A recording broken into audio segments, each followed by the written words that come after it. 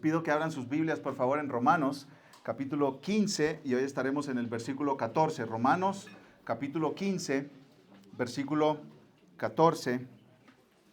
Decidimos hace varias semanas poner pausa a nuestro estudio sobre el Evangelio de Lucas, a la serie de predicaciones sobre el Evangelio de Lucas.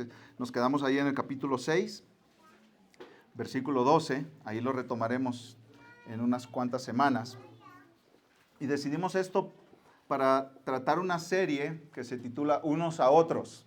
En el Nuevo Testamento hay unos 25 mandamientos unos a otros, que Dios nos manda a obedecer junto con otros creyentes en una iglesia local. Entonces estamos analizando varios de estos mandamientos. ¿Por qué? Porque deseamos establecer un buen fundamento para la vida en comunidad de esta iglesia, que es una iglesia joven, en pañales.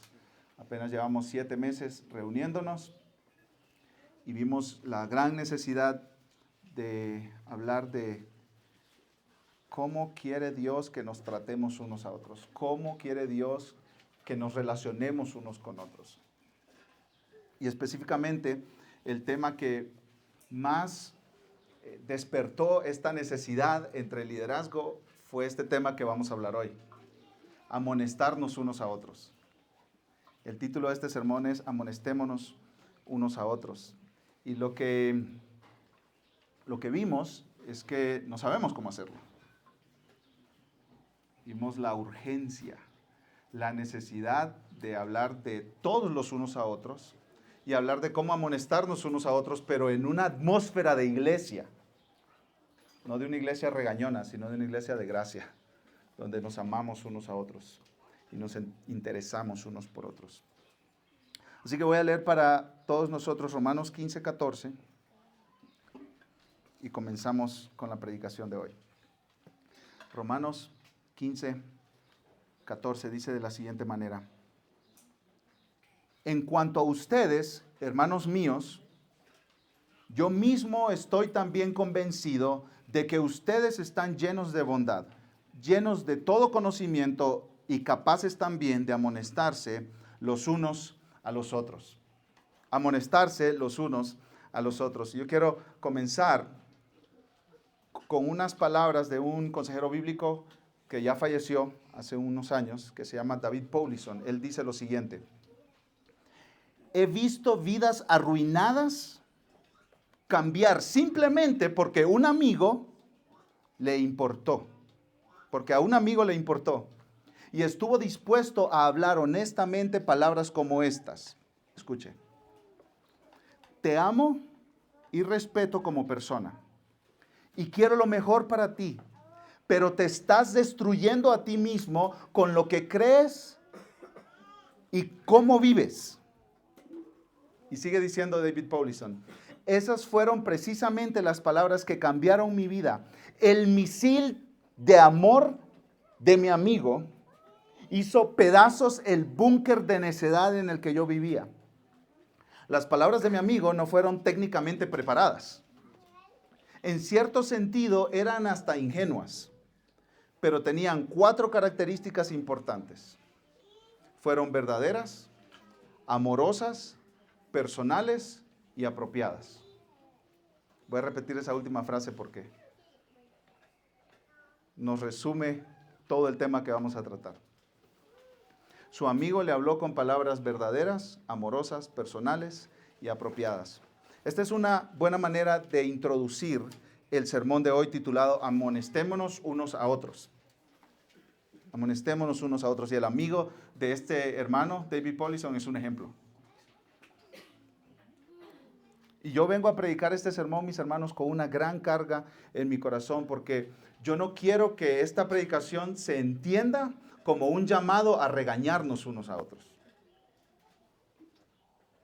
Yo no quiero que esta predicación se entienda como un llamado a ser legalistas e implacables con el pecado de otros. Oh, hermanos, si esa es la conclusión de este sermón, sería una tragedia. Sería una tragedia para nuestra iglesia. Sería una tragedia para nuestra comunidad. Porque entonces quiere decir que estamos inyectando en nuestra cultura de iglesia impaciencia. Estamos inyectando en nuestra cultura de iglesia falta de gracia, de consideración, falta de amor. Yo no quisiera que esta predicación nos lleve a ser una iglesia intolerante con el pecado de otros y rápida para condenar a quienes están en pecado y en error.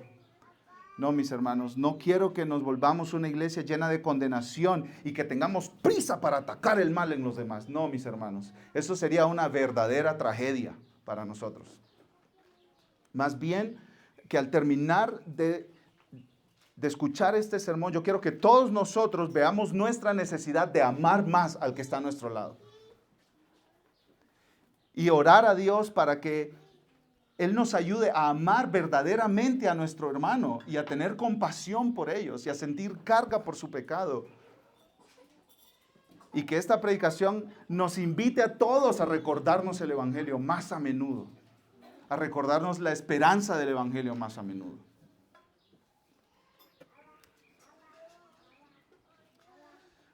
El apóstol Pablo escribe su carta a los romanos y es una carta increíble. Si tú alguna vez quisieras memorizar porciones extendidas de las Escrituras, Romanos es un buen lugar. Memorizar, por ejemplo, Romanos capítulo 1 al capítulo 8. O incluso hasta el capítulo 12. Y guardar todas esas verdades en tu corazón para que estén ahí como palpitando dentro de ti y cambiándote. Pablo escribe esta carta a una iglesia que él no ha visitado. Él no comenzó la iglesia de los romanos, él no plantó esta iglesia, él no los conoce ahí personalmente en Roma, conoce a algunos hermanos que están ahí personalmente, pero no conoce a la iglesia en Roma. Y les escribe en los primeros 11 capítulos todo un fundamento doctrinal. Les está explicando el evangelio de la gracia de Dios que salva. Cómo es que una persona que es pecadora, que merece la condenación, es rescatada por la gracia de Dios. Cómo puede ser una persona salva de la condenación eterna en el infierno. Después, en los capítulos 12 hasta el capítulo 15, versículo 13, Pablo habla de las implicaciones prácticas de esa primera parte teológica. Pablo diría, si fuera como yo, mañana es lunes, ¿y ahora qué? Entonces empieza a escribir el capítulo 12 para el lunes, para que los cristianos sepan cómo traducir toda esta teoría teológica en vida práctica. Eso es lo que Pablo hace en los capítulos 12 hasta el 15-13. Y aquí en el versículo que tenemos frente a nosotros, Romanos 15-14, lo que hace Pablo es empezar a terminar su carta. Este es el fin de la carta, esta es la conclusión de la carta, pero es larga esa conclusión. Llega hasta el capítulo 16, hasta el final del capítulo 16. Entonces Pablo está haciendo algunos comentarios acerca de su ministerio, versículos 14 al 21. Luego les comenta a los romanos sus planes de servicio misionero, versículos 22 al 33. Luego en el capítulo 16 envía saludos personales a muchos hermanos en la fe y después termina con una bendición final. Entonces, aquí en el versículo 14 empieza el final de la carta. Este es el final de la carta, la última parte de la carta a los romanos. Ya habló de teología, ya habló de práctica y ahora se está despidiendo Pablo. Y es muy importante que tengamos este versículo aquí, el versículo 14 del capítulo 15. Para entender la posición de ese versículo tan estratégicamente colocado, tenemos que ir a Romanos 14. ¿De qué viene hablando Pablo? En la parte práctica de su carta. Hermanos, si nosotros queremos entender ese versículo, tenemos que entender el contexto en el que estaban los hermanos del primer siglo, del siglo I. ¿En qué contexto se encontraban ellos? Ese era un tiempo de muchísimas transiciones. Los judíos, por ejemplo, tenían que transicionar entre el judaísmo y ahora se convirtieron al cristianismo y entonces, ¿cómo cambia nuestra vida? los gentiles, los que no eran parte del pueblo de Israel, de todo su paganismo, de su idolatría, de adorar a sus dioses, ahora estaban adorando al Dios vivo y verdadero. Entonces ellos se preguntaban, ¿cómo tiene que ser nuestra vida ahora que estamos siguiendo a Cristo? ¿Cómo tiene que ser nuestra vida ahora que ya no adoramos a nuestros dioses? Y una de las grandes dificultades que había en ese siglo, en ese primer siglo, una de las más grandes dificultades que había, era la relación entre judíos y gentiles. ¿Cómo se van a llevar estas dos personas que antes ni se hablaban? Los judíos decían, gracias Dios porque no me hiciste gentil, ni mujer, ni perro. Qué piadosos. Así decían estos hombres. Muchos hombres judíos en el primer siglo se odiaban. Había un grupo que le decían los samaritanos, que eran judíos que se habían mezclado con personas de fuera del pueblo de Israel.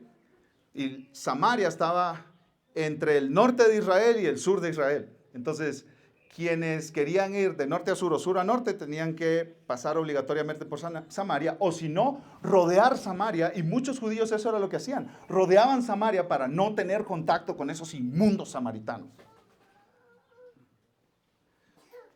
Entonces ahora llegan a la iglesia, se convierten al evangelio, llegan a la iglesia y miran el montón de gentiles ahí. O viceversa, los gentiles miran el montón de judíos ahí y dicen, pero si antes nos estábamos apedreando el techo de nuestras casas unos a otros, y ahora, ¿cómo es eso que estamos cantando aquí juntos? ¿Cómo van a funcionar estas relaciones? Para los que habían venido a Cristo del judaísmo, era fácil seguir guardando la ley de Moisés, la ley del Antiguo Testamento, y seguir separándose de los gentiles. Pero para los gentiles era fácil ignorar a sus hermanos judíos y traer muchas prácticas de sus religiones antiguas como cristianizarlas. Entonces era fácil que se estuvieran acusando unos a otros y que hubiera como una competencia de quién ama más a Dios aquí.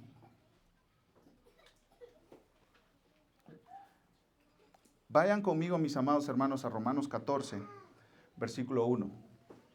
Romanos 14, versículo 1. Pablo está lidiando con estas situaciones de que en la misma iglesia hay gentiles y hay judíos. Está lidiando con estas situaciones y esa es la condición de la iglesia en Roma. Y miren lo que Pablo les dice. Estos son problemas de comida. Acepten al que es débil en la fe, pero no para juzgar sus opiniones. No crean, les dice Pablo, a judíos y a gentiles, a ambos grupos, no crean que sus opiniones son igual a la voluntad y la revelación de Dios. Yo tengo mis opiniones sobre el fútbol, pero eso no es igual a lo que Dios dice sobre el deporte, ¿cierto? O sea, yo no puedo poner mis opiniones al mismo nivel que la palabra de Dios, no puedo hacer eso. Ni con el deporte, ni con la comida, ni con ninguna otra cosa. Tus opiniones son tus opiniones, da gracias a Dios porque las tienes, pero no digas que esa es la voluntad de Dios para todo el mundo. Miren el versículo 2, Romanos 14, 2. Uno tiene fe o tiene libertad en que puede comer de todo. Tacos de tripa, tráiganlos.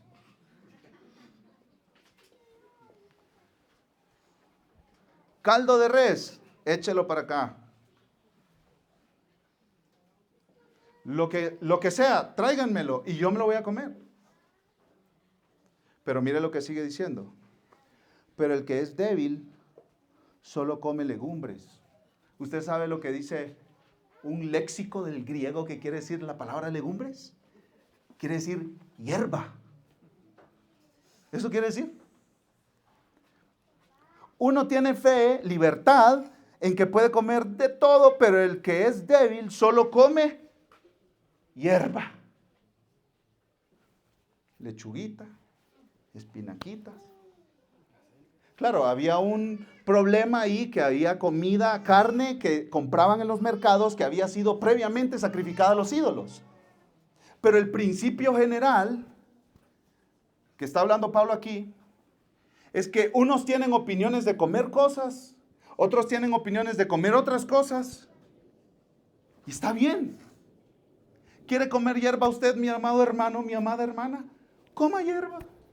No hay ningún problema en que usted coma hierba. Pero no juzgue al que esté comiendo tacos de barbacoa. No traiga su dieta y diga, esta es la dieta cristiana. No haga eso. No puede hacer eso.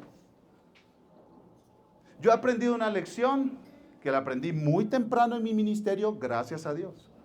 Yo no soy doctor. Yo soy pastor. Y yo no tengo que andarle dando recetas a nadie ni dietas a nadie. Yo soy pastor, yo no soy nutriólogo.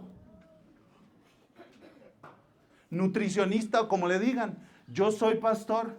Y hay personas que toman la tarea, quizás son conductores de Didi, está bien, no hay problema. Pero le andan dando recetas a todo el mundo y dietas a todo el mundo. No haga eso, mi amado hermano. Algún día usted va a enfermar a alguien. Si alguien tiene problemas de salud, diga, ¿ya visitaste un médico? Eso es lo que usted tiene que decir. Claro, ese no era el problema para los romanos, pero quiero aplicar este sermón, hermano. No dé consejos de dieta si usted no lo buscan para dar consejos de dietas. No diga, esta es la voluntad de Dios, que todos coman espinaca. No, hermano, esta no es la voluntad de Dios. ¿Dónde está en la Biblia que diga, bienaventurados los flacos? No hay un lugar en la Biblia que diga, bienaventurados los flacos. O bienaventurados los que hacen keto. O bienaventurados los que hacen esta dieta o la otra. No hay eso en la Biblia. Dice la palabra del Señor que Dios declaró limpios todos los alimentos y que Dios nos ha dado todos los alimentos para que los disfrutemos. El problema no es la comida. El problema es que la comida sea un ídolo en tu corazón y que tú no puedas decirle que no a ese postre. Ese es el problema. Pero eso no se trata con dietas ni con reglas alimenticias. Eso se trata con el Evangelio. El Evangelio te dice que Jesús es el mejor tesoro, aunque tú no te comas ese pastel. Cristo te satisface, no esa Coca-Cola. Cristo te satisface. No los tacos de la vuelta. Cristo es la satisfacción del cristiano. Entonces el cristiano puede ayunar, que quiere decir no comer. ¿Por qué? Porque está satisfecho en Jesús. La comida no es su Dios. Pero eso no se trata con dietas y con reglas. Si tú quieres llevar una dieta, gloria al Señor. Si tu dieta es la del kiwi, todo menos kiwi, gloria al Señor también. Gloria al Señor. Gloria sea al Señor. Dice el apóstol Pablo en 2 de Timoteo que en los últimos tiempos vendrán algunos que prohibirán casarse. Esa es una característica de los falsos maestros. Y la segunda característica que menciona Pablo es prohibirán comer alimentos que Dios creó para que nosotros los disfrutemos. Entonces, si viene alguien por ahí a decirle, estos alimentos Dios los prohíbe, esa persona tiene una señal de advertencia en su frente. Porque los falsos maestros dicen que los alimentos están prohibidos, que algunos alimentos están prohibidos. ¿Quiere ponerle tocino a su huevito en la mañana? Póngale tocino a su huevito en la mañana. ¿Quiere ponerle acélgamas, o yo no sé, una hierba que usted se imagine, a su huevito en la mañana? Póngale. Y si solo el huevito, la clara nada más, está bien, no hay problema. Pero no diga que esa es regla para todos los cristianos en todo el mundo. Y eso es lo que Pablo está diciendo aquí. Miren conmigo el versículo 3.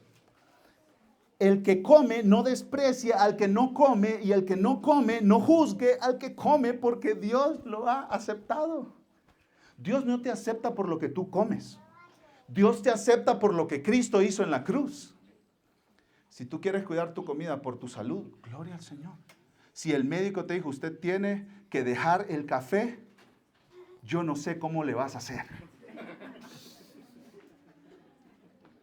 Pero si quieres tener una vida un poquito más estable físicamente, préstale atención a tu médico. Y si no, busca una segunda opinión.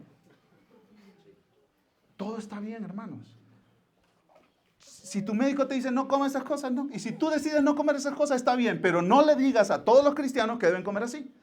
Porque no se puede. Dios ha aceptado al que come puerquito y al que come lechuguita. Gloria al Señor. Versículo 14, versículo 5, por favor. Porque había un problema no solo con la comida, sino con las fiestas, con guardar ciertos días. Versículo 4, ¿quién eres tú para juzgar al criado de otro? Para su propio amo está en pie o cae. En pie se mantendrá porque poderoso es el Señor para sostenerlo en pie. No juzgues a nadie. Esta persona es siervo de Cristo, no lo juzgues. Versículo 5, uno juzga que un día es superior a otro. Otro juzga iguales todos los días. Ahí los judíos guardaban ciertos días y los días de lunas especiales y los sábados porque era el día del Shabbat, del reposo judío. Déjenlos guardar esos días. Todo está bien.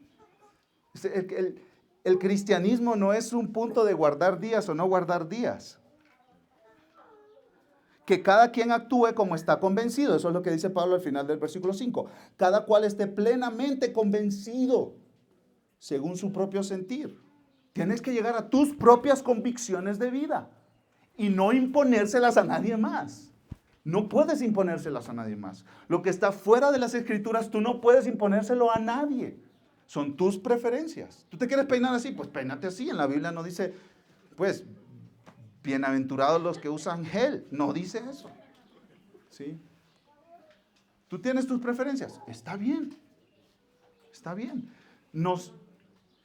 Todos nos queremos llamar no a obedecerme a mí, que soy el espiritual. Todos nos queremos llamar a obedecer a Dios en su palabra porque Él ha revelado todo lo que nosotros necesitamos para vivir de una manera que le honre ahí, en este libro. Miren más adelante, versículo 10 al 12. Pero tú, ¿por qué juzgas a tu hermano? O también tú, ¿por qué desprecias a tu hermano? Porque todos compareceremos ante el tribunal de Dios. ¿Quién es el juez de toda la tierra, mis amados hermanos? ¿Quién juzgará al mundo? ¿Quién juzgará a cada persona que ha existido jamás? Dios. Tú no juzgues. Si te parece que alguien está haciendo algo malo, Dios es el juez de esa persona. No juegues a ser Dios. Eso es lo que Pablo está diciendo aquí. No juegues a ser Dios. Dios, quítate, tus reglas no funcionan. Yo pongo mis reglas para que todos las sigan. No juegues a ser Dios, mi hermano. Versículo 11, porque está escrito, vivo yo, dice el Señor, que ante mí se doblará toda rodilla y toda lengua alabará a Dios. De modo que cada uno de nosotros dará cuenta de sí mismo. Cada creyente toma una decisión delante de Dios sobre qué comer y qué días de fiesta guardar. Y cada creyente va a dar cuentas a Dios de esas decisiones que tomó. Versículo 17. Mira, esta es como una conclusión que hace Pablo aquí. Una conclusión que es como la brújula nuestra para vivir nuestra vida, mis amados hermanos. En estos temas de comida, por ejemplo. Versículo 17. Porque el reino de Dios no es comida ni bebida, sino justicia y paz y gozo en el Espíritu Santo. Los cristianos no beben cerveza. ¿Quién dice eso? ¿Dónde está en la Biblia? Los cristianos no beben vino. ¿Dónde está en la Biblia? Si el que fundó el cristianismo, Cristo, convirtió agua en vino. Y no podemos decir que era vino sin alcohol. El vino sin alcohol apareció en los años 1800. Sería juguito de uva, ¿cierto? Hermanos, era vino con alcohol el que tomó Jesús. La última cena, la cena del Señor, la cena que instituyó Jesús en la última cena con sus discípulos, era vino con alcohol. No, los cristianos no pueden tomar. Y los que no toman están demostrando que son cristianos. Hermano, el reino de Dios no es un asunto de que usted tome o no tome. Es un asunto, dice aquí, de justicia. Una vida de justicia que busca la justicia, de paz, de estar en paz delante de Dios y de gozo, de vivir con gozo, no vivir una vida legalista. Una vida legalista no es una vida de gozo. Y todo esto lo trae el Espíritu Santo.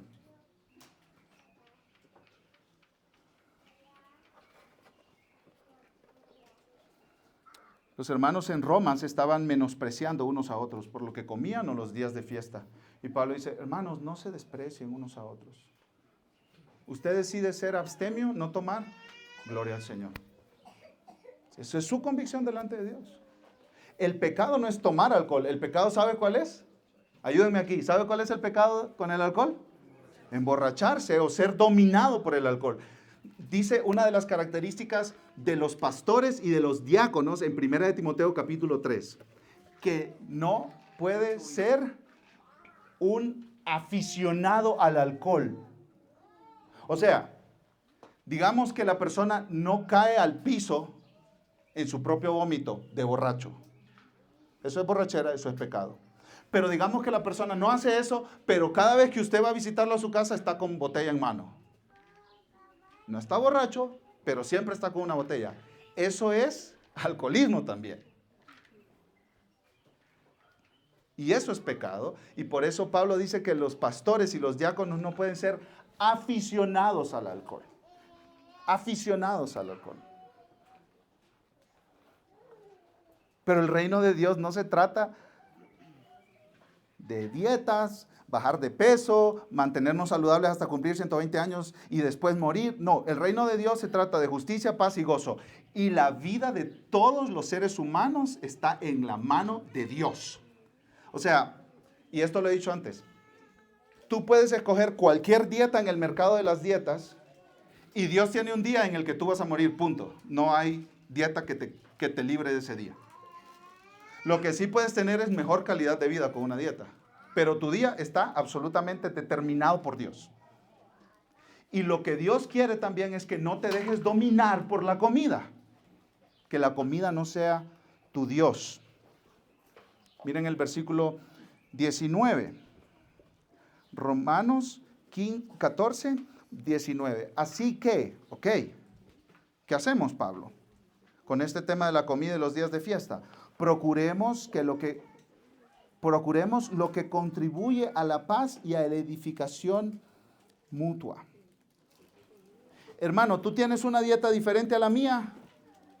Venga, si usted trae su topper con su ensalada, yo traigo mi topper con mis taquitos, nos sentamos en la misma mesa y damos gracias a Dios porque Él nos dio esta comida y Él nos dio estas convicciones cada uno con su comida. Eso es lo que hacemos, pero no nos menospreciamos unos a otros. No rechazamos al hermano porque piensa diferente al respecto.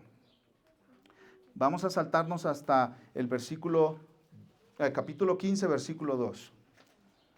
Esta es otra conclusión a la que llega Pablo en este tema de la comida y de la bebida y de los días de fiesta. Cada uno de nosotros agrade a su prójimo en lo que es bueno para su edificación. Si yo sé que el hermano batalla con el tema de la Coca-Cola, le batalla al hermano, pues cuando lo invites a tu casa, ofrécele una agüita mineral. O sea, él te está diciendo, hermano, le batallo, ¿sabe? Quiero dejar este es como un vicio para mí. Y le está batallando, una coquita, hermano. No.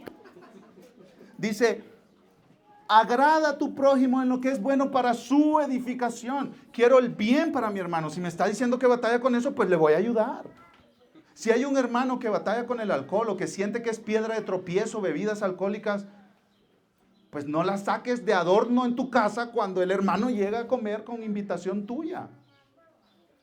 No es que estás viviendo una vida secreta, estás haciendo cosas para el bien de tu hermano. No lo quieres escandalizar, no lo quieres hacer tropezar.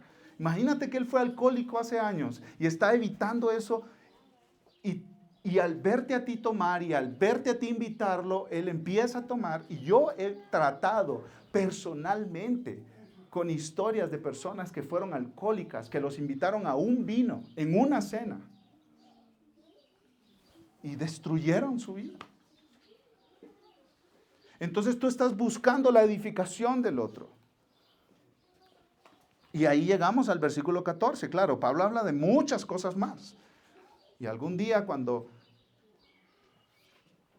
Cuando tenga canas, un montón de canas y use bastón, vamos a estudiar todo Romanos, mis hermanos. Ahorita no, porque no me atrevo yo, estoy muy chavo. Romanos es muy intenso, mis hermanos. Pero hay mucho que aprender y llegamos al versículo 14. En cuanto a ustedes, en medio de todos estos problemas que pueden haber, de desprecio unos a otros por las comidas, por las dietas, por los días de fiesta, en medio de todo esto, hermanos míos, les dice Pablo, yo mismo estoy también convencido de que ustedes están llenos de bondad, llenos de todo conocimiento y capaces también de amonestarse los unos a los otros. Si algún hermano estaba condenando a otro por lo que comía, se le podían acercar y decirle, hermano, ¿te acuerdas lo que nos escribió Pablo? No nos condenemos unos a otros. Eso es amonestación, eso es corrección. Están ayudando a este hermano para que vea este asunto desde la perspectiva de Dios. Y lo mismo con los días de fiesta, etc. Dice un comentarista que se llama Robert Mounts. Se esperaba que los creyentes en Roma se ayudaran unos a otros para avanzar hacia la madurez espiritual. Debían aconsejarse e instruirse unos a otros. Ninguno era tan sabio como para no tener nada más que aprender. Y ninguno era tan inepto como para no tener nada valioso que compartir. La comprensión espiritual no es ni mucho menos el privilegio exclusivo de los que tienen una gran inteligencia. ¿Sabes a quién le escribe esta carta Pablo? No es para los líderes de la iglesia, es para todos los hermanos de la congregación. Y ahí no está diciendo, solo los mayores pueden amonestar a los más jóvenes. No está diciendo eso. Solo los pastores pueden amonestar a los demás. No está diciendo eso. Dice, son capaces de amonestarse los unos a los otros. Ahora, ¿qué significa la palabra amonestar? La palabra amonestar significa poner o colocar algo en la mente del otro. Eso significa la palabra amonestar. Poner o colocar algo en la mente del otro.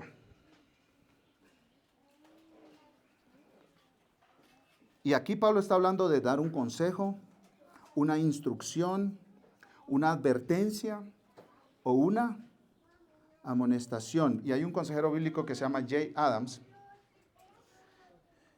que dice que esta palabra tiene por lo menos 3 elementos. El primer elemento es que existe un problema o un obstáculo que hay que sobrepasar. Algo anda mal en la vida de la persona.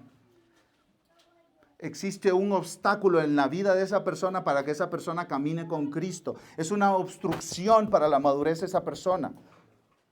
Y esa obstrucción necesita ser identificada. Topó con pared, chocó con pared, no avanza, no avanza. Entonces hay algo que Dios quiere tratar con esa persona. Hay algo que Dios quiere quitar de la vida de esa persona para que siga viviendo para la gloria de Dios y el nombre de Cristo. Segundo elemento que tiene esta palabra, dice James, que el problema u obstáculo se soluciona, se resuelve usando palabras. Recuerden el significado de la palabra amonestar aquí. Poner o colocar algo en la mente de la persona. ¿Sí? Entonces, esto no está hablando de disciplina, esto no está hablando de castigo. No es bibliazos, no es bibliazos. No es agarra tu Biblia y dale a todo el que se te cruce, que se esté portando mal. No es eso. Estás hablando a la persona te está escuchando y tú estás poniendo algo en su mente. Entonces, la persona está siendo influenciada con tus palabras. Y hay un ejemplo muy lindo en el Antiguo Testamento.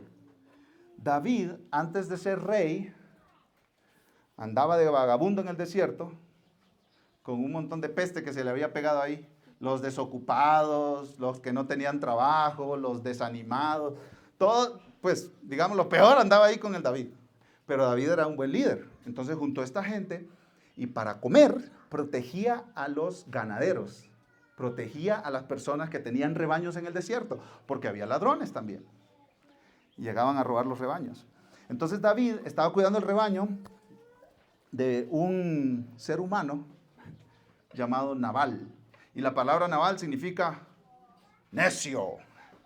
Y así como era el nombre, así era el individuo este. Entonces David le está protegiendo por mucho tiempo sus rebaños y después le manda unos siervos y les dice, hey, hemos estado protegiendo tus rebaños por todo este tiempo, mándanos unas hamburguesitas, unos hot dogs, unas aguas de limón, porque hemos estado trabajando para ti. Y Nabal dice, yo no sé ni quién es ese hombre, yo no le voy a mandar nada. Ay, aquel se pone bravo. Y dice, hoy en la noche ese hombre no llega vivo. Lo voy a matar, lo voy a descuartizar. Y agarra a todos sus hombres y se van directo con Nabal. Pero la esposa de Nabal, Abigail, se da cuenta de lo que está pasando. Y Abigail carga un montón de animales con comida y con pues frutas y todo lo que ella tenía y pudo llevar. Y sin que lo supiera su esposo, se fue a encontrar a David y le dijo estas palabras. Señor mío, solo sobre mí sea la culpa. Le ruego que permita que su sierva le hable y que escuche las palabras de su sierva. Ruego a mi Señor que no haga caso a este hombre indigno. Era el marido. A este hombre indigno, Nabal. Porque conforme su nombre, así es, se llama Nabal y la insensatez está con él. Pero yo, su sierva, no vi a los jóvenes que usted, mi Señor, envió. Ahora pues, Señor mío, vive el Señor y vive su alma, puesto que el Señor le ha impedido derramar sangre, está diciéndole, yo estoy aquí para que tú no vayas a matar a este mi marido. Gana seguro que la señora tenía. Eso usted no lo dude, no está ahí en la Biblia. Esto es una idea mía. Pero ganas no tenía, no le faltaban a la señora de que David fuera a hacer el trabajo completito. Y le sigue hablando ahí, ya no sigo leyendo por causa del tiempo, pero el punto es, le está poniendo algo a David en su mente. Con sus palabras lo está convenciendo. Y le está hablando bondadosamente. Dice que se tiró al suelo y se postró. Se está convenciéndolo a algo. Y David dice, bendito sea Dios, Dios te usó para que yo no fuera a matar a ese hombre. Y cuando le avisaron a Nabal para contarle el chisme completo, le dio un paro cardíaco, un ataque cardíaco y se murió. Se asustó el hombre y se murió. Y el chisme completito, es que David se casó con la señora. Lean la historia. Ahí está en 1 Samuel 25. Entonces, existe un problema, un obstáculo que sobrepasar. El problema, obstáculo se resuelve usando palabras y las palabras se hablan para el beneficio de la persona que tiene el problema u obstáculo. Esto no es un ataque, esto no es para menospreciar a la persona. Esto es para el bien de la persona. No estás lastimando a la persona. No estás atacando a la persona. No es que aprendiste todos los argumentos de la apologética en un video que viste en internet o en un par de libros que te leíste y vienes ahí con los argumentos de la apologética. No, no es eso, hermano. Es para el bien de esta persona.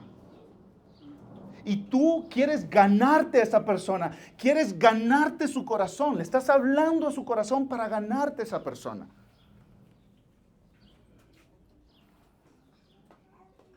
Y Pablo en Romanos 15 nos da las características que deben tener los que amonestan a sus hermanos en la iglesia. Si tú dices, yo voy a amonestar a aquel, y tú dices, es que yo tengo buenas intenciones, eso no es suficiente, no es suficiente que tú tengas buenas intenciones. Es que yo miro que esa muchacha no se está sometiendo a su marido. Y la Biblia dice que hay que someterse al marido. Voy a ir a decirle que se someta, hermano. No es suficiente las buenas intenciones. No es suficiente eso. Tener cierta edad no es suficiente o incluso necesario. Todos nos podemos amonestar unos a otros. Hermanos, y voy a decir esto con respeto de mi hija, pero mi hija ha llegado conmigo y me ha amonestado. Papá, me entristeció mucho la manera en cómo tú me hablaste. Directo al corazón, hermano. Y con esa carita, ¿cómo uno no les va a hacer caso, cierto? Una niña amonestando a su papá. Dice que pastor. Es que eso es irrelevante. Nos amonestamos unos a otros Y la edad no tiene mucho que ver ahí. Haber leído buenos libros de consejería bíblica y de apologética, hermanos, eso no es suficiente. Tener un diploma de teología colgado en la pared de tu oficina, eso no es suficiente.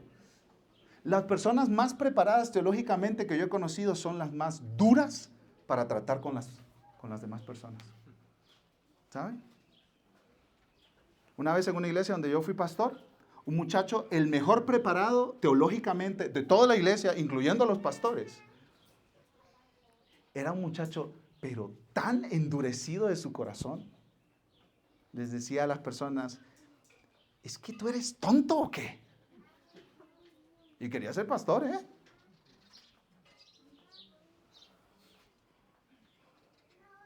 Solamente ver que algo está mal y querer corregirlo en el momento, eso no es suficiente, mis amados hermanos. Entonces, Pablo, ayúdanos. ¿Qué necesito para amonestar a otros?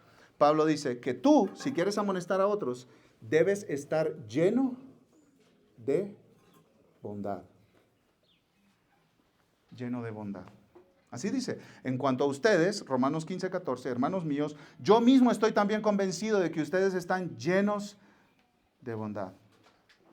Tú necesitas bondad para amonestar a otros, hablar a su corazón y a su mente. Y esta bondad apunta a un carácter moral íntegro. Esta bondad tiene una idea de que tu corazón está tan en sintonía con Dios y su palabra que está lleno de bondad, de benevolencia, de generosidad hacia la otra persona. Dice un comentarista llamado Colin Cruz, la bondad puede describirse como una cualidad moral positiva, caracterizada especialmente por el interés en el bienestar de los demás. Entonces, el que amonesta no es el que llega diciendo, yo digo la verdad, aunque le duela. No. Si tú dices eso, la aplicación para ti, mañana es lunes, es, levántate bien temprano en la mañana y ponte a orar a Dios para que cambie ese corazón endurecido que tú tienes. Si tú dices, no, es que yo digo la verdad, le duele a quien le duele. Hermano, haznos el favor de quedarte callado y no amonestar a nadie. Te lo suplico como pastor. Te lo suplico como pastor. Proverbios 12:18 dice, hay quien habla sin tino como golpes de espada, pero la lengua de los sabios sana. Hay una enorme diferencia entre una espada que está todo lo que da en un campo de batalla y un bisturí de un médico que está en una sala de operaciones. ¿Verdad que hay mucha diferencia? Bueno, hay algunas personas que cuando hablan, su lengüita es como una espada que anda hiriendo y cortando y a él no le importa con tal que diga la verdad y esta gente aprenda que son unos necios, que son unos torpes. Hermano, por amor de Dios, cállate, no hables. Y tú dices, es que yo no sé si soy así o no soy así, a veces siento que soy un poco duro. Pregúntale a tu esposa, pregúntale a tu esposa o a tu esposo, pregúntale a tus hijos, hijo, ¿cómo te hablo yo? ¿Cómo te corrijo? ¿Me puedes decir, por favor?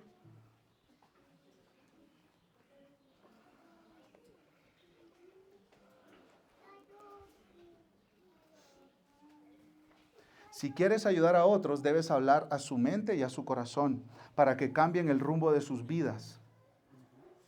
Y para eso tienes que estar lleno de bondad porque estás buscando el beneficio de los demás. Yo les hago una pregunta, mis amados hermanos. Yo les hago una pregunta. Nosotros somos pecadores. ¿Cómo Dios nos trae al arrepentimiento de nuestros pecados? ¿Cómo Dios nos trae a arrepentirnos de nuestros pecados? ¿Cómo Dios nos muestra que estamos mal, que somos pecadores? ¿Cómo Dios nos abre nuestros ojos a las profundidades de nuestra maldad, a la fealdad de nuestra maldad? ¿Cómo? ¿Tú sabes cómo? El apóstol Pablo dice en Romanos 2:4 lo siguiente. Escucha, por favor. ¿O tienes en poco las riquezas de su bondad y tolerancia y paciencia, ignorando que la bondad de Dios te guía al arrepentimiento? ¿Qué es lo que guía al arrepentimiento a un pecador? La bondad de Dios. O sea, un pecador escucha sobre el amor de Dios. Un pecador escucha sobre el perdón de Dios en Cristo. Un pecador escucha sobre la misericordia de Dios y su corazón entonces es transformado. Súper fácil que Pablo hubiera dicho, la ira de Dios asusta a los pecadores y por eso vienen a arrepentirse de sus pecados. Pablo acaba de mencionar la ira de Dios en Romanos 1:18. Muy fácilmente Pablo pudo decir, las amenazas de Dios te guían al arrepentimiento, pero no dice eso, hermano. No dice eso. ¿Cómo dice? La bondad de Dios. Y aquí yo quiero hablar con los que no han creído en Jesús como su Salvador. Dios te creó para su gloria. Dios te creó para vivir para Él. Y eso significa que Él puso reglas o mandamientos, leyes, que tú debías obedecer, pero decidiste rebelarte contra Dios y desobedecer los mandamientos de Dios. Y eso dice la Biblia que merece el castigo eterno en el infierno. Pero hay buenas noticias. Dios envió a Jesús no para condenarte, sino para salvarte. Jesús dijo, yo no he venido para condenar el mundo, sino para salvar al mundo. Y esa es la bondad de Dios. Dios te presenta el cuadro de tu vida todo lleno de malas noticias. Tú eres un pecador que merece la condenación eterna. Pero Jesucristo, y estas son las buenas noticias, Jesucristo en la cruz murió para redimirte y salvarte de tus pecados. Y si tú te arrepientes de tus pecados y crees en Él, ya no hay condenación para ti, porque tu deuda fue quitada, ya fue pagada por Cristo en la cruz. Pero tú tienes que apropiarte de esa salvación. Yo te pregunto, ¿ya te apropiaste de esa salvación? Ya dices tú, Cristo murió por mí. Él pagó por mis pecados. Si no lo has hecho, yo te llamo hoy, te ruego hoy que te arrepientas de tu pecado y confíes en Jesús como tu Salvador. Mira la bondad de Dios, mira el amor de Dios. Él te tiene aquí escuchando las mejores noticias que jamás pudiste haber escuchado en tu vida, en todo el universo. No rechaces su bondad. En Cristo hay perdón, en Cristo hay gracia, en Cristo hay salvación.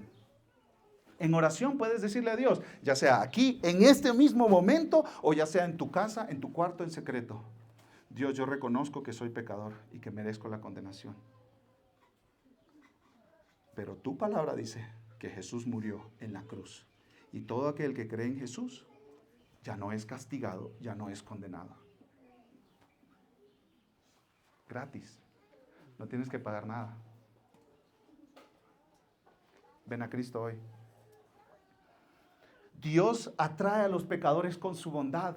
Los atrae con su bondad. Los atrae con su amor, con su gracia, con su paciencia, con su tolerancia. Y Él quiere que nosotros seamos un pueblo que lo represente bien. Entonces Dios quiere que tú estés trayendo a los que están en pecado con bondad.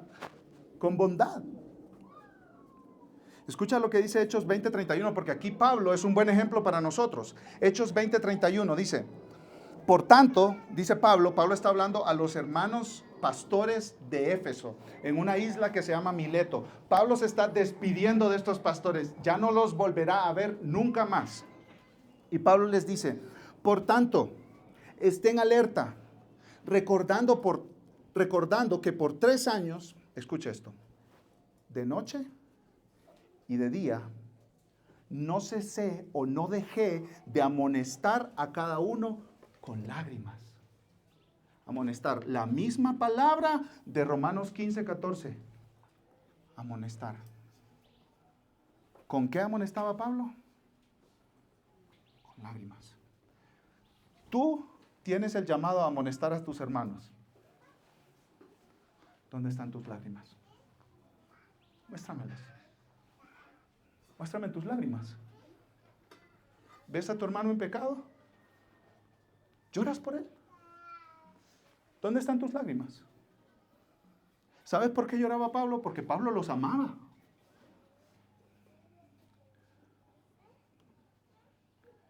Hermano, ¿dónde están tus lágrimas?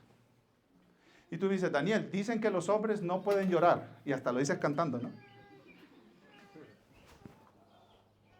Dame el equivalente a lágrimas entonces. Tú no lloras. Dame el equivalente a lágrimas. Amas a esta gente al punto que te sientas con ellos y sientes su dolor por cómo están destruyendo su vida con su pecado. Te duele tu corazón. Se te apachurra el corazón, se te revuelve el estómago del dolor por tu hermano que está en pecado, que se está destruyendo, y tú estás amonestándolo. ¿Te duele? Dame lágrimas, iglesia, deme en lágrimas, por favor. Deme en lágrimas. Pero esas lágrimas no son de sentimentalismo, es que amas a la persona. Oh, estoy tan preocupado por ti, hermano. Por favor, no vayas en ese camino. Te vas a destruir. Dame lágrimas. Esposos, cuando ustedes reprenden, amonestan a sus esposas por algo, ¿dónde están nuestras lágrimas? ¿O solo es por comodidad? ¿Por qué amonestas? ¿Por hacer ver tu superioridad moral? ¿Por qué amonestas?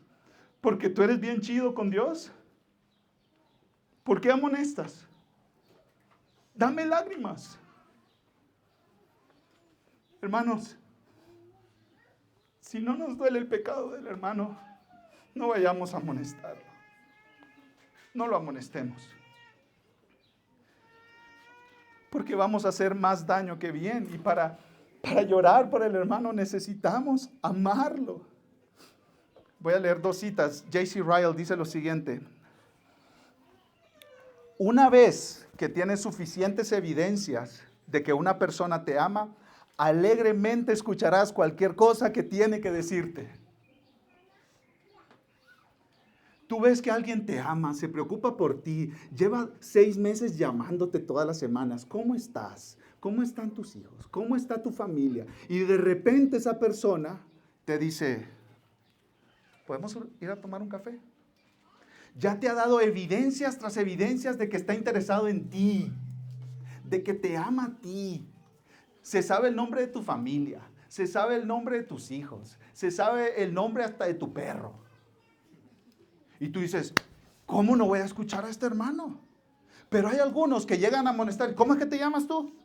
Porque quiero decirte algo que hiciste mal. Pero ¿cómo se te ocurre hacer eso, hermano? Estás haciendo daño. Estás destrozando al hermano por el que Cristo murió. Estás destrozando, lo estás haciendo pedazos. Hermano, ámalo. Y dices, yo no tengo ese amor por la gente. Pídele al Señor, hermano. Dobla tus rodillas. Y dile, Dios, ayúdame a amar a la gente. Richard Baxter dice, cuando la gente identifique que la amas, sin falsedad ni fingimientos, escucharán cualquier cosa que les digas y soportarán cualquier carga que pongas sobre ellos.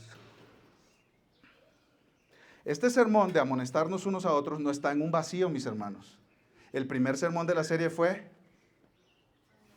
amarnos unos a otros. Amarnos unos a otros. El segundo sermón de la serie fue... No. A ver, ayúdenme. ¿Palabras de qué? De ánimo. Animar unos a otros. El tercer sermón de la serie, ¿cuál fue? El domingo pasado. Confesar nuestros pecados unos con otros. O sea, yo voluntariamente me pongo enfrente de mi hermano y le digo, hey, sabes, yo tengo cosas que confesar, ayúdame. Y el cuarto sermón de la serie es amonestarnos unos a otros. Pero porque nos amamos, porque nos animamos, porque nos confesamos nuestros pecados. En una relación de amistad. A veces, hermanos, algunos de nosotros no tenemos ni 2 semanas de conocer a alguien y ya lo andamos destrozando al pobre hermano. Y tú ni sabes cómo le fue la semana, no tienes su número de WhatsApp. Nunca te has interesado en él, no sabes si es casado, soltero, viudo, divorciado. No tienes ni la menor idea de quién es la persona. Y ya quieres reprenderlo, hermano. No. Estar llenos de toda bondad. Y Pablo dice en segundo lugar, estar lleno de todo conocimiento. Bondad no es suficiente, necesitas estar lleno de conocimiento. Pablo le dice, están llenos de bondad, llenos de todo conocimiento. Y yo quiero ir directamente, mis hermanos, a Colosenses 3:16. Dice de la siguiente manera, que la palabra de Cristo habite en abundancia en ustedes, con toda sabiduría, enseñándose y amonestándose, ahí está de nuevo la palabra, amonestándose unos a otros con salmos, himnos y canciones espirituales, cantando a Dios con acciones de gracias en sus corazones. Entonces, Pablo dice, deja que la palabra de Cristo tenga tan controlado tu corazón que tú sabes cuál es la voluntad de Dios. No estás hablando opiniones tuyas o suposiciones de la vida del otro. Veo mucho orgullo en ti, mi hermano. Pero el orgullo no se ve, no es como digamos el alcoholismo o como el chisme. No, el orgullo no se ve. No se mira, no es observable. ¿Cómo llegaste a la conclusión de que el hermano es orgulloso? Pablo dice, llénate tanto de la palabra que tus opiniones no estén gobernando. Que tu corazón esté rebalsando de la palabra, que conozcas la palabra de Dios, que conozcas la voluntad de Dios. Entonces dice, enseñándose y amonestándose unos a otros con salmos, himnos y canciones espirituales, cantando a Dios con acción de gracia en sus corazones. Me encanta este versículo porque cuando estamos cantando el domingo, nos estamos amonestando unos a otros. O sea, yo estoy cantando para que mi hermano me escuche. Y yo al cantar le estoy recordando a él todas estas verdades que estamos cantando. Y eso es parte de la amonestación. De enseñarnos unos a otros. Por eso cantamos y por eso cantamos aquí con toda nuestra voz.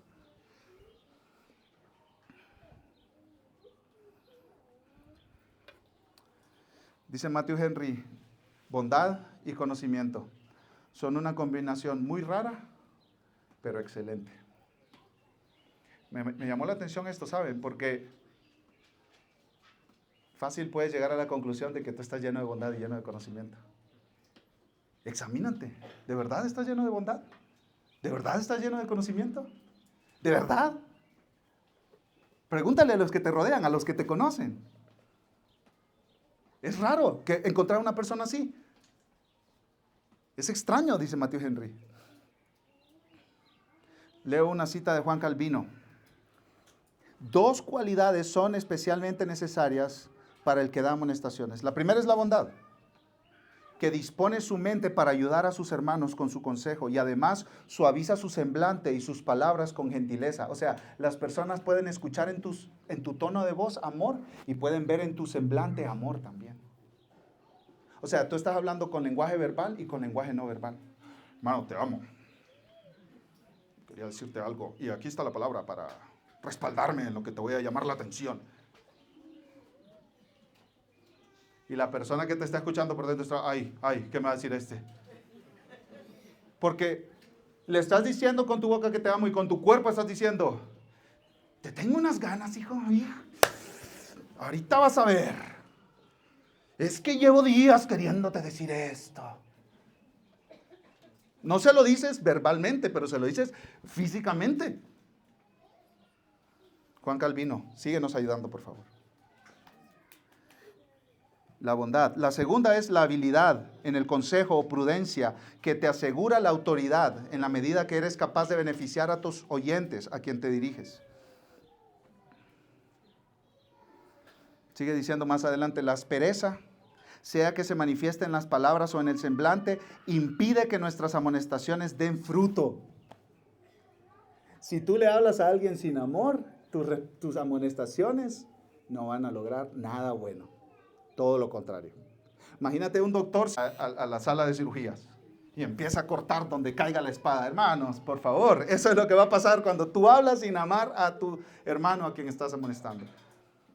El cirujano va con su bisturí y va con un paciente que ya conoce de antemano, ¿cierto? Ya le conoce su historial médico, ¿cierto? Los doctores antes de operarte te hacen 1.000.000 de preguntas. ¿No es así? Esa es una buena imagen para para la amonestación. Usted no mira a los cirujanos por la calle ahí en San Juan de Dios. Disculpe, ¿quiere ser operado? Ando buscando pacientes, soy cirujano. Usted no mira a los doctores haciendo eso, ¿cierto? Los pacientes llegan a él. Los pacientes ganan la confianza de él. Deciden operarse con él.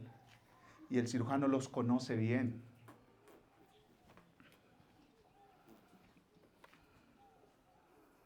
Quieres sanar a la persona, no terminarla de arruinar.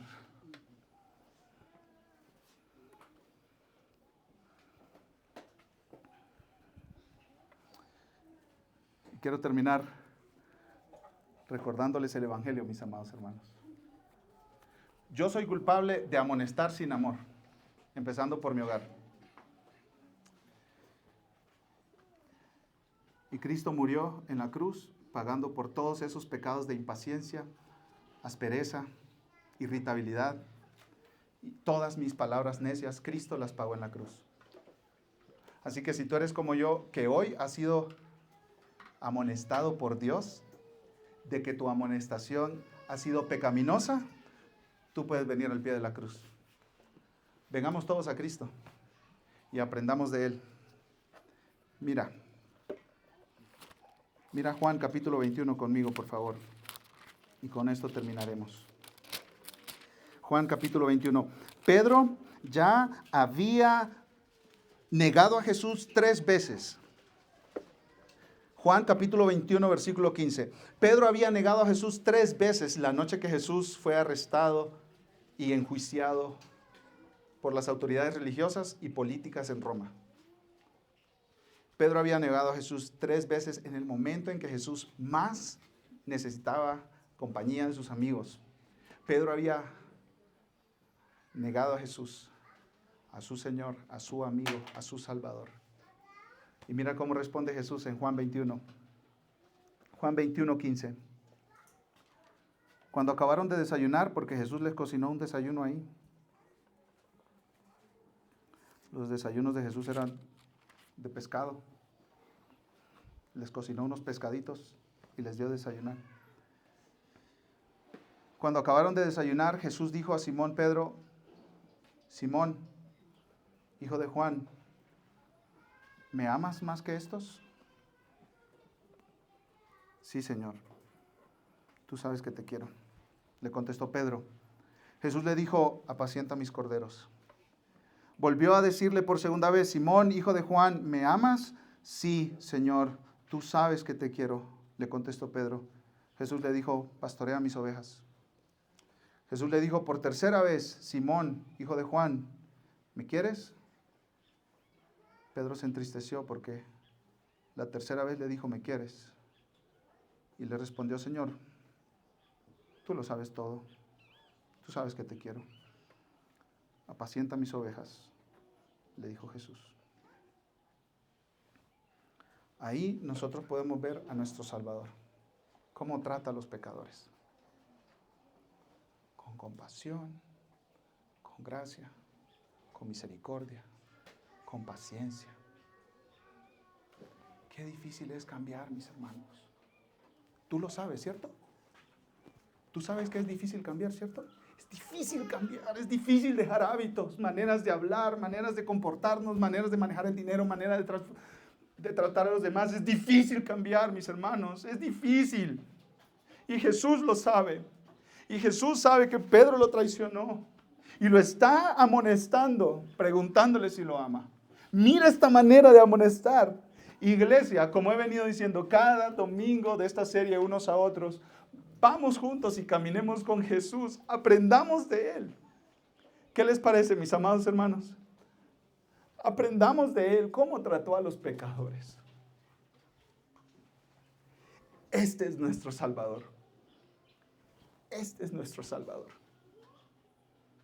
Si tú has amonestado pecaminosamente a alguien sin amor, mañana es lunes. Ve a pedirle perdón. Vamos a orar. Amado Dios, tú nos has salvado por tu bondad. Inmensa bondad, eterna bondad, asombrosa bondad. Y queremos nosotros acercarnos a pecadores con bondad y con el conocimiento de tu palabra, de la verdad. Y amarlos y acompañarlos y servirlos para tu gloria, Señor. Padre, queremos seguir a Jesús en esto de amonestarnos unos a otros. Todo para tu gloria. En el nombre de nuestro Salvador. Amén. Amén.